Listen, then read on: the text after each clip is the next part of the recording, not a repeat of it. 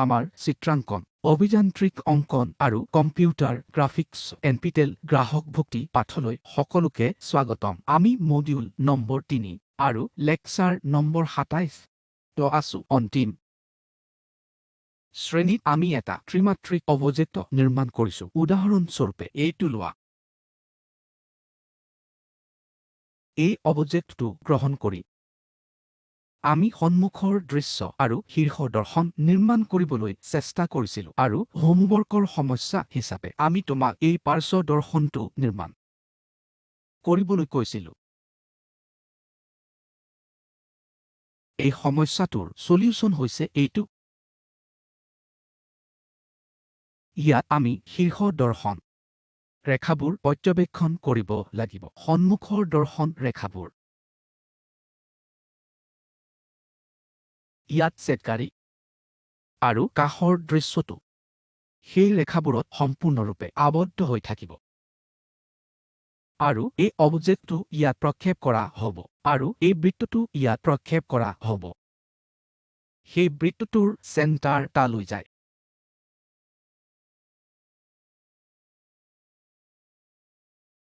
আজিৰ শ্ৰেণীত আমি বিভিন্ন অবজেক্টৰ বাবে এই সন্মুখৰ দৰ্শন, শীৰ্ষ দৰ্শন আৰু কাষৰ দৰ্শনৰ বিষয়ে অধিক বিৱৰণ চাম। এই চিৰিটোৰ বাবে অৰ্থগোনেল প্ৰক্ষেপণবোৰ চাওঁ আহা। সেয়েহে ইয়াত আমাৰ ওচৰত 30 মিলিমিটাৰ, 30 মিলিমিটাৰ বাই 30 মিলিমিটাৰ বাই 30 মিলিমিটাৰৰ আয়তাকাৰ খণ্ড এটা আছে। ব্লকটো সম্ভৱতঃ এই বাক্সটোত খাপ খায়। সেয়েহে যদি আমি সেই বাক্সৰ ভিতৰত তেনেকুৱা কিবা এটা বনাই আছো, এই গোটেই চিৰি নিৰ্মাণটো মিলিত হৈছে। যেতিয়া আমি এই চিৰি সংযোগটো লক্ষ্য কৰোঁ, প্ৰথম চিৰিটো 10 মিলিমিটাৰ দূৰত্বৰ, দ্বিতীয় চিৰিটো 10 মিলিমিটাৰ দূৰত্বৰ, বাকীবোৰো 10 মিলিমিটাৰ। এই দিশত 15 মিলিমিটাৰৰ পিছত আমাৰ ওচৰত আৰু 15 মিলিমিটাৰ লেংথৰ চিৰি থাকিব আৰু এইটো 15 মিলিমিটাৰ আৰু এইটো 15 মিলিমিটাৰ। আমাৰ ওচৰত কি থাকিব? এনেধৰণৰ নিৰ্মাণ আমি ইয়াক কি কৰিবলৈ গৈ আছো? আমি ইয়াক ক্ৰমান্বয়ে চাওঁ আহা। প্ৰথমে আমি দৰ্শনবোৰ সৰ্বাধিক মাত্ৰা দৃশ্যমানতা এই দিশত হয় চিনাক্ত কৰিব লাগিব।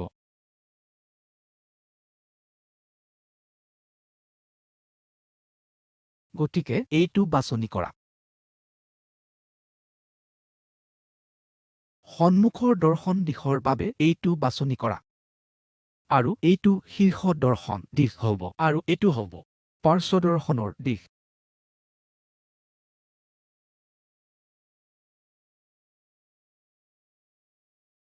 এতিয়া এই দৃশ্যবোৰ বিভিন্ন প্লেনত প্ৰক্ষেপ কৰা।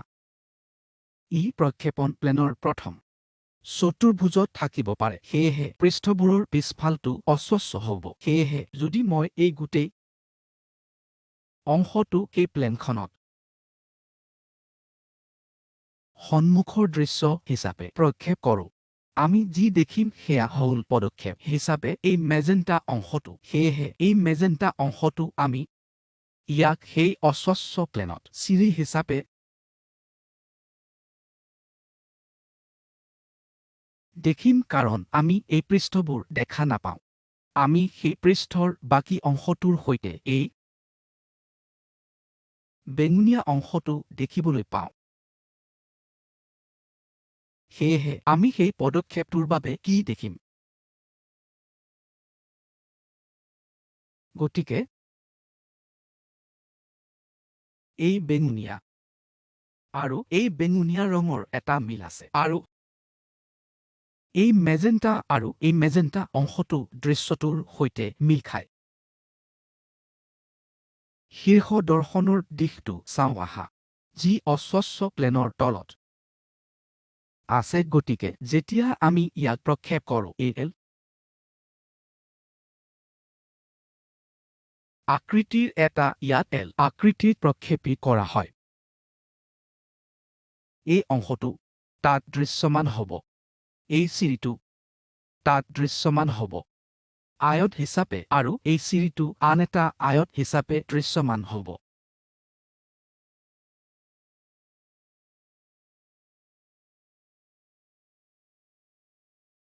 একেদৰে যদি আমি কাষৰ দৃশ্যৰ বাবে বিচাৰি আছো তেন্তে এইটো হৈছে পাৰ্শ্বদৰ্শন দিশ। আমি মুখ্যতঃ এল আকৃতিটো দেখিম আৰু সেইটোৱেই হ'ব এই পৃষ্ঠ আমি কল্পনা কৰিব নোৱাৰো। এই পৃষ্ঠ আমি কল্পনা কৰিব নোৱাৰো। অৱশ্যে এই পৃষ্ঠ আৰু সেই পৃষ্ঠ মুখ্যতঃ দৃশ্যমান। গতিকে এই সম্পূৰ্ণ আয়তক্ষেত্ৰ অংশ সেই সম্পূৰ্ণ আয়তক্ষেত্ৰৰ অংশ দৃশ্যমান হ'ব। একেদৰে এই আয়তক্ষেত্ৰৰ অংশটো তাত দৃশ্যমান। সেইটো ছাইড ভিউ যেন লাগিব বুলি ধাৰণা কৰা হয়। তাৰ পিছত আমি যি কৰিম সেয়া হ'ল, কাৰণ এই প্ৰথম চতুৰ্ভুজ এই সম্পূৰ্ণ অস্বচ্ছ প্লেন শীৰ্ষ দৰ্শনৰ বাবে ইয়ালৈ আহে। এই সন্মুখৰ দৃশ্যটো এই স্তৰত উন্মোচন কৰি আহে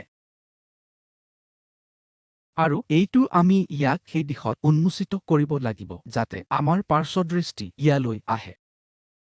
ইয়াত আমি কাষৰ দৃশ্যৰ পৰা বাওঁ দিশৰ পৰা সঠিক দিশলৈ চাই আছো, সেয়েহে ই বাওঁ ফালৰ দৃশ্য। এই ধৰণে আমি এই অনুমানবোৰ গঠন কৰিব লাগিব।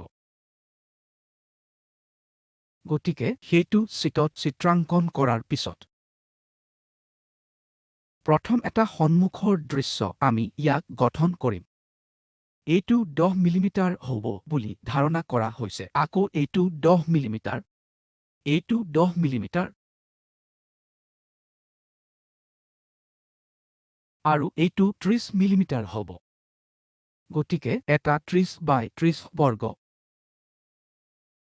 আমি ইয়াক নিৰ্মাণ কৰিম। সেই 15 মিলিমিটাৰত 10 মিলিমিটাৰ ওপৰলৈ যাব। এই খণ্ড নিৰ্মাণ কৰা, আকৌ 10 মিলিমিটাৰ ওপৰলৈ যোৱা, এই খণ্ড নিৰ্মাণ কৰা আৰু 10 মিলিমিটাৰ আমি ওপৰলৈ যাম আৰু এই খণ্ড নিৰ্মাণ কৰা।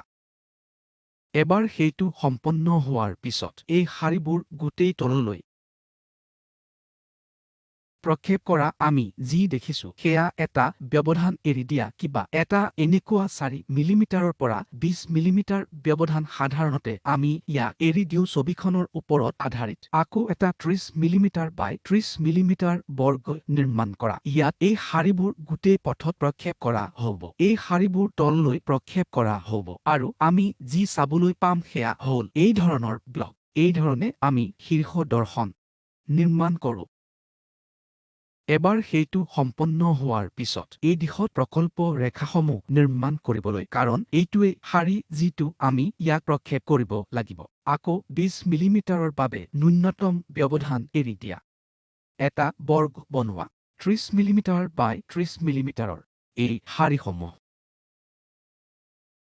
প্ৰক্ষেপ কৰি এইটো নিৰ্মাণ কৰা। গতিকে এনেকুৱা লাগিছে প্ৰক্ষেপণৰ পিছত আমাৰ ওচৰত এই ছবিখন থাকিব।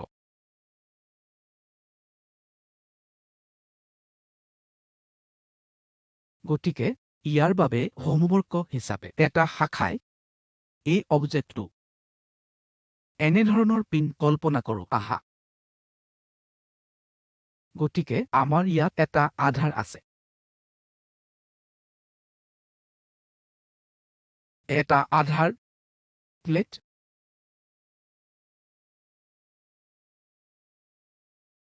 আয়তাকাৰ প্লেট আছে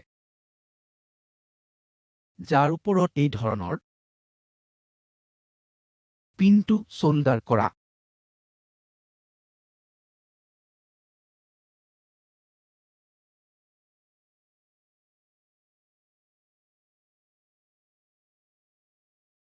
হয় বা ইয়াক সংলগ্ন কৰা হয়। গতিকে তুমি ইয়াক দুটা বস্তুৰ দৰে ভাবিব পাৰা। এটা হৈছে এই প্লেটৰ তলৰ এটা, গতিকে এই ডেছটো সেই প্লেটৰ মাজেৰে যায় যাৰ ওপৰত আমাৰ এনে ধৰণৰ পিৰামিড প্ৰকাৰৰ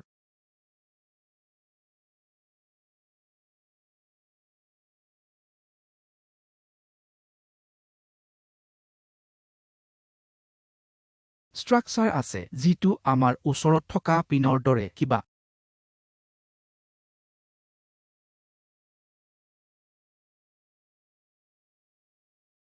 সেয়েহে এনেধৰণৰ পিন হৈছে প্ৰথম আৰু দ্বিতীয় অংশ। এবাৰ আমি এই দ্বিতীয় অংশটো তাৰ ওপৰত সংলগ্ন কৰাৰ পিছত এনে লাগে যদি তেনে হয় তেন্তে আমি বস্তুটোৰ দৃশ্য নিৰ্মাণ কৰিব পাৰোঁ নেকি। প্ৰথমে সেইটো কৰিবা আমি সিদ্ধান্ত ল'ব লাগিব কোন দিশে আমাক সৰ্বাধিক মাত্ৰা আৰু ন্যূনতম লুপ্ত ৰেখা প্ৰদান কৰিব। যে আমি ইয়াক এই দিশত সন্মুখৰ দৃশ্য হিচাপে বাছনি কৰিম। এইটো সন্মুখৰ দৃশ্যৰ দিশ। যেতিয়া আমি কল্পনা কৰি আছো যে আমি এই গোটেই প্লেটখন ইয়াত চাবলৈ এটা স্থিতি হওঁ, এই শাৰীটোৱে সেই ৰেখাত মেপ কৰে আৰু এই গোটেই অংশটো আমি চাম আৰু এই ৰেখাবোৰে তাৰ ওপৰত মেপ কৰে, এই ৰেখাবোৰো তাৰ ওপৰত মেপ কৰে ইত্যাদি। গতিকে যদি আমি সন্মুখৰ দৃশ্য চিত্ৰাংকন কৰিছো তেনেহলে ইয়াত এটা ত্ৰিভুজাকাৰ অংশ আছে আৰু তাত কিবা এটা আহিব লাগে আৰু তললৈ আহিব লাগে যেনে লুকুৱা ধৰণৰ বস্তু নিৰ্দিষ্ট উচ্চতাত গৈ আছে। এটা স্লট আছে। আমাৰ ওচৰত এনেধৰণৰ বস্তু থাকিব লাগিব। আমি শীৰ্ষ দৃশ্যৰ পৰা চাই আছো এই গোটেই বস্তুটো ইয়াৰ সমান্তৰালভাৱে যায়। আমি এই আয়তটো চাবলৈ পাম। গতিকে সম্ভৱতঃ এই সম্পূৰ্ণ আয়তটো আমি দেখিম। মাজত এডাল ৰেখাৰ দৰে কিবা আছে। গতিকে ইয়াত কৰবাত আমি এটা শাৰী চাব লাগিব আৰু সেই শাৰী এই বিন্দুবোৰত সংযোগ কৰে যাৰ অৰ্থ হৈছে ইয়াত কৰবাত আমি ইয়াত যোগদান কৰিব লাগিব। গতিকে আমি এই অংশটো আঁতৰাও আহা। গতিকে এই মুহূৰ্তত ত্ৰিভুজাকাৰ ফৰ্মেটত দুডাল ৰেখা মিলিত হ'ব বুলি ধাৰণা কৰা হৈছে। একেদৰে পিছফালে আমাৰ সেই ত্ৰিভুজাকাৰ অংশবোৰ তাত লগ হ'ব পাৰে আৰু ইয়াৰ এটা ডাঠ অংশ তাত আছে। গতিকে সেইবোৰ ইয়াত পুনৰ কিছু ঘনত্ব আৰু তাত কিছু ঘনত্ব হ'ব লাগিব। এডাল ৰেখা সেই দিশত যাব বুলি ধৰি লোৱা যি সেই অৱস্থানৰ সৈতে মিলিত হয় কাৰণ এই লেংথৰ পৰা এইটো দীঘল, এইটোৰ পৰা এইটোলৈ লেংথ চুটি এইদৰে তাৰ ওপৰত লগ হ'ব বুলি ধৰি লোৱা আৰু ইয়াত এডাল ৰেখা থাকিব লাগে যিটো দৃশ্যমান হ'ব লাগে। সেয়েহে এইধৰণে দৃশ্যমান হ'ব বুলি ধাৰণা কৰা হয় আৰু কিয়নো ই এডাল নিৰন্তৰ ৰেখা, ই সমগ্ৰ ত্ৰিভুজক সংযোগ কৰে আৰু এই দুডালে সংযোগ কৰাৰ কথা আছিল কিয়নো সেইফালে থকা এই ৰেখাডাল আমি দেখিম। গতিকে যেতিয়া আমি নিৰ্মাণ কৰিম যে কিছুমান দৰ্শন যেনে সন্মুখৰ দৃশ্য মিলে, আমি এনেদৰে পাইছিলো। আমি যি আঁকিছো সেয়া হৈছে এই অংশটো, এইটো আমি আঁকিছো আৰু এই অংশটো আমি আঁকিছো কিন্তু এই ৰেখাৰ বাবে ইয়াক মিলোৱা হৈছিল যাতে ইয়াক বন্ধ কৰিব লাগে। ইয়াক আমি ধৰি ৰখা উচিত। অশেষ ধন্যবাদ। পৰৱৰ্তী শ্ৰেণীত আমি বিভিন্ন সমস্যা আৰু ইহঁতৰ দৃষ্টিভংগী কেনেদৰে নিৰ্মাণ কৰিব লাগে চাম।